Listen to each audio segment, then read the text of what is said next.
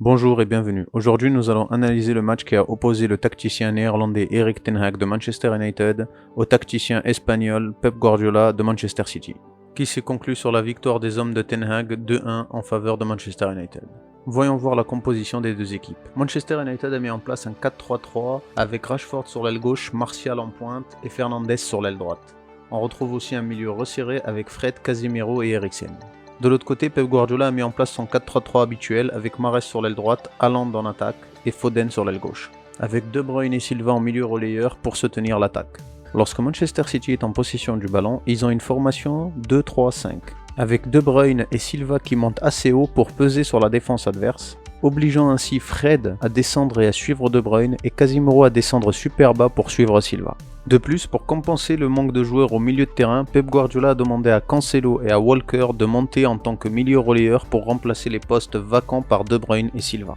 En apportant du surnombre dans le milieu de terrain, Pep Guardiola espère développer son jeu dans l'axe pour avoir la maîtrise du jeu et peser sur l'équipe adverse. Mais Erik ten Hag, le coach de Manchester United, va lui rendre cette tâche très difficile, voire presque impossible. Lorsque City essaie de développer le jeu, les joueurs de Manchester United ont un bloc assez haut avec 3 joueurs en attaque, Martial, Rashford et Fernandes.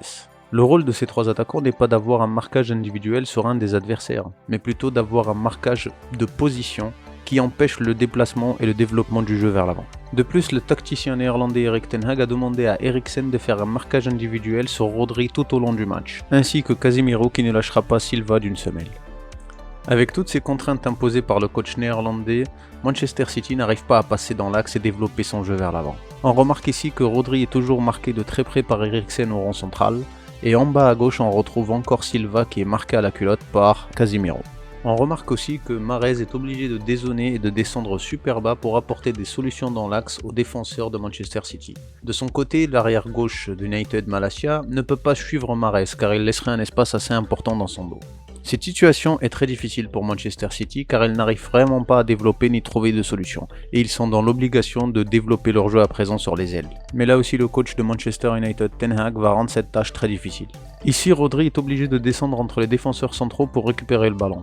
De son côté, Eriksen qui est censé marquer Rodri ne peut pas descendre aussi bas au risque de laisser un espace assez important qui pourrait profiter au milieu de terrain de Manchester City. En descendant aussi bas, Rodri oblige Martial à ne plus presser Akanji mais à venir directement sur lui, ce qui laisse suffisamment de temps pour Akanji pour recevoir le ballon et essayer de trouver des solutions vers l'avant.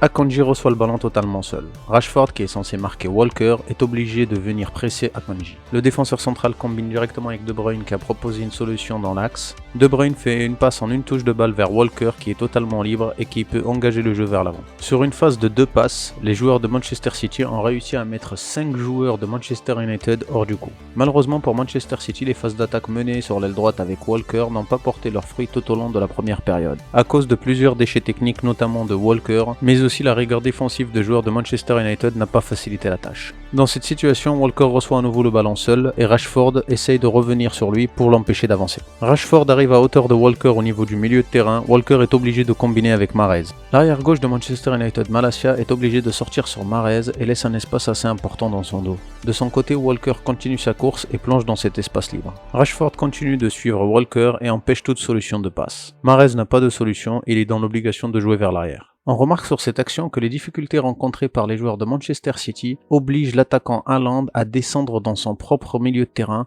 pour récupérer le ballon. De son côté, Varane continue de suivre de très près Haaland au point de dépasser le rond central. Ce marquage très serré mis en place par le coach de Manchester United a pour seul objectif d'empêcher toute solution de passe dans l'axe. Comme on le remarque, Eriksen tient de près Rodri, Varane est sur Haaland, Fred est sur De Bruyne et Silva qui n'apparaît pas sur la photo sur le côté gauche est pris de très près par Casemiro. Encore une fois, les joueurs de Manchester City n'ont pas d'autre choix que de jouer sur les ailes. Ici, Akanji fait la passe à Ake, ce qui déclenche le pressing immédiatement de Fernandes. Rodri propose une solution à Ake, qui combine immédiatement avec lui. Puis en une touche de balle, Rodri va faire la passe directement à Cancelo sur l'aile gauche qui est totalement seul grâce au pressing fait par Fernandes sur Ake. Cancelo peut partir vers l'avant, mais le replacement des joueurs de Manchester United est très rapide et très bien organisé. Sur cette action aussi, on voit que Bernardo Silva n'a pas d'autre choix que de laisser son poste et de descendre au milieu de défenseurs centraux pour récupérer le ballon. Avec toutes ces difficultés rencontrées par les joueurs de Manchester City pour développer le jeu vers l'avant, Pep Guardiola a décidé à la mi-temps de changer certaines consignes tactiques. En effet, il a demandé à Kyle Walker de glisser au milieu de terrain en tant que milieu central pour apporter du surnombre au milieu.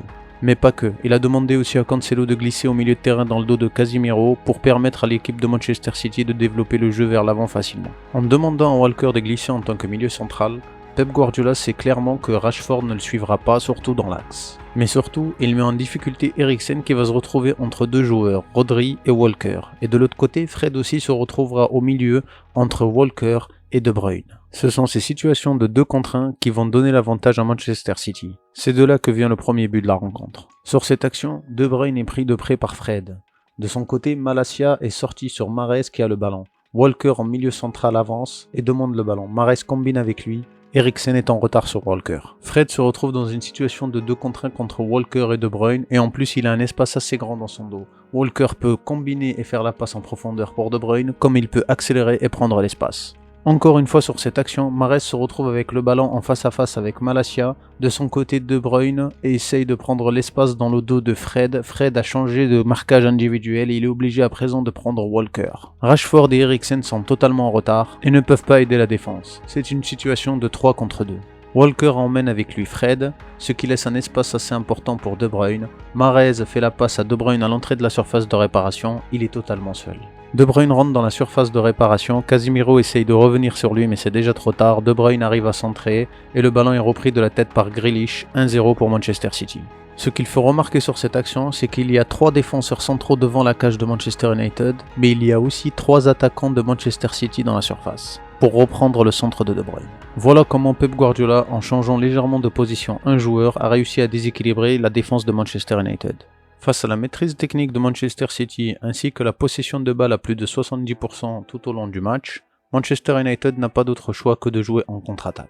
Dans cette situation, Varane récupère le ballon et il cherche immédiatement à trouver Fernandes. Lorsque Fernandes récupère le ballon, il cherche immédiatement à jouer très long en profondeur sur l'aile gauche. Martial est totalement libre et part en profondeur avec le ballon. Les défenseurs centraux de City sont en retard. Akanji revient sur Martial et Ake reste dans l'axe pour empêcher les passes vers Rashford. C'est une situation de 2 contre 2. Martial arrive à faire la passe vers Rashford devant la cage du gardien, mais heureusement que Cancelo est là pour dégager le danger. En réalisant seulement 3 passes et en partant de leur propre surface de réparation, les joueurs de Manchester United ont réussi à se retrouver face au gardien de Manchester City et à se créer une occasion dangereuse. Voici une autre occasion où Manchester United récupère le ballon et fait la passe à Fernandes qui va chercher immédiatement la profondeur sur l'aile gauche. Car comme vous pouvez le voir sur cette photo, Kyle Walker monte beaucoup trop haut et laisse un espace assez important dans son dos et dont vont essayer de profiter les joueurs de Manchester United. Rashford est lancé en profondeur, il est totalement seul. Le gardien de Manchester City réalise une sortie hasardeuse, il est directement effacé par Rashford. La cage de Manchester City est totalement vide, Rashford tire, mais heureusement Akanji est là pour sortir le ballon. Voici une autre action où les joueurs de Manchester United ont récupéré le ballon et essayent de partir très rapidement en contre-attaque.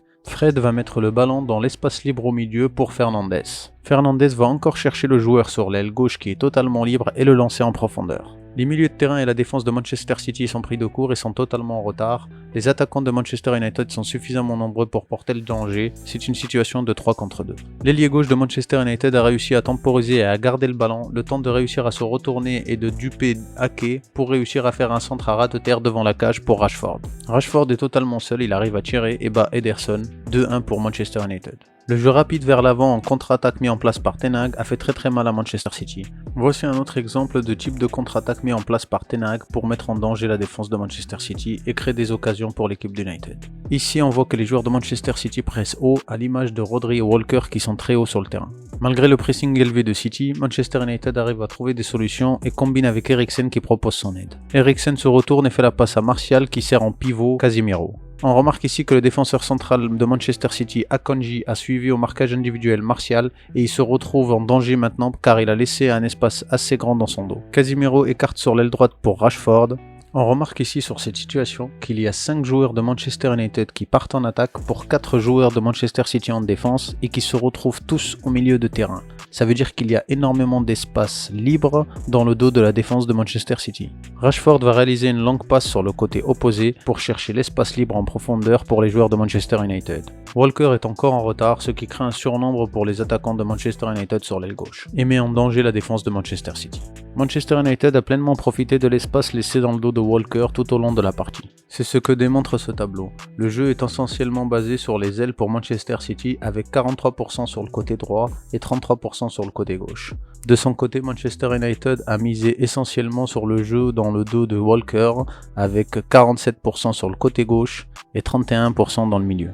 Pour conclure, Ten Hag a réussi son pari en empêchant Manchester City de développer son jeu dans l'axe et en les poussant à jouer sur les ailes. De l'autre côté, Pep Guardiola a démontré toute son ingéniosité tactique grâce aux différents changements tactiques qu'il a réalisés au cours de la partie. Mais Ten Hag a eu le dernier mot en remportant le match, grâce notamment aux contre-attaques fulgurantes qu'il a mis en place. Si le contenu vous a plu, n'hésitez pas à vous abonner et à liker, et à dans une prochaine analyse et une prochaine vidéo.